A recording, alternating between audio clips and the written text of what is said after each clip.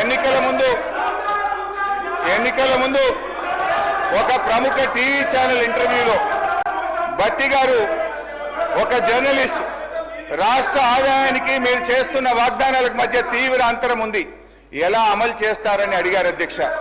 భట్టి గారు జవాబిస్తూ మా కాంగ్రెస్ పార్టీకి 100 సంవత్సరాల అనుభవం ఉంది, ఆదాయం ఎలా పెంచుకోవాలో మాకు బాగా తెలుసు, మా వ్యూహాలు మాకున్నాయి, ఆదాయాన్ని పెంచుతాం, హామీలన్నీ నెరవేరుస్తామని చాలా కాన్ఫిడెంట్ గా ఆ రోజు ఎన్నికల ముందు భట్టి గారు చెప్పారు. ప్రజల్ని నమ్మించే ప్రయత్నం చేశారు అధ్యక్ష. అయితే ఈ 15 నెలల ఆచరణలో ఏం జరిగిందో ఏం ఒరిగిందో మనతో పాటు రాష్ట్ర ప్రజలందరికీ తెలుసు. వాస్తవిక బడ్జెట్ అంటూ డాంబికంగా ప్రవేశపెట్టిన గత బడ్జెట్ ఏమైందో చూశాం. ఇప్పుడు మళ్ళీ 3,04,965 కోట్ల రూపాయల బడ్జెట్ అని మరో గాలిమేడ కట్టారు అధ్యక్ష. ఇది మోస్ట్ డిజాస్ట్రస్ రూలింగ్, ఇది most disappointment budget. Congress disastrous పరిపాలన వల్ల రాష్ట్ర ఆదాయం మీద నెగటివ్ ఎఫెక్ట్ చూపిస్తుంది. రాష్ట్ర ఆదాయం అంతకంతకు క్షీణిస్తా ఉంది.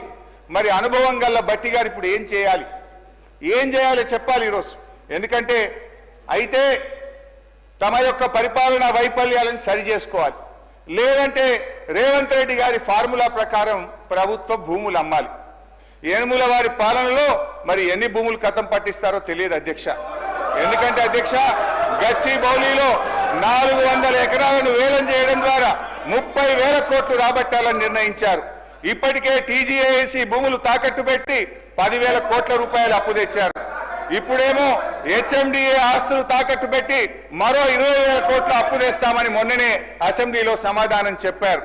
హెచ్ఎండబ్ల్యూఎస్ఎస్ జిహెచ్ఎంసీ ఆస్తులు తాకట్టు పెట్టి మరో 20,000 కోట్లు అప్పు తెచ్చే ప్రయత్నం చేస్తున్నారు. హౌసింగ్ బోర్డు భూములు అమ్మకం ఇప్పటికే షురు అయిపోయింది. నాడేమో ప్రభుత్వ భూములు పెద్దలిచ్చిన ఆస్తని, జాతి సంపదని, చచ్చిపోతే బొంద పెట్టడానికి జాగుండదని రేవంత్ రెడ్డి గారు చాలా గొప్పగా సుభాషితాలు చెప్పారు. ఇవాళనేమో అధికారంలో రాగానే బరాబర్ భూములు అమ్ముతామంటున్నారు, అమ్మకానికి నోటిఫికేషన్లు ఇవ్వడం షురు అయిపోయింది. అధ్యక్ష, అమ్మొద్దని ఆక్షేపించిన నోటితోనే ఇవాళ భూములను అర్రాస్ పాట పాడుతా ఉన్నారు అధ్యక్ష. దీన్ని వాటన్ తీరు మాట్లాడే దిగజారుడు రాజకీయం అంటారు అధ్యక్ష. మొత్తంగా 50,000 కోట్ల రూపాయల ఆస్తులు తాకట్టు పెట్టి లేదా ఆస్తులు అమ్మడం ద్వారా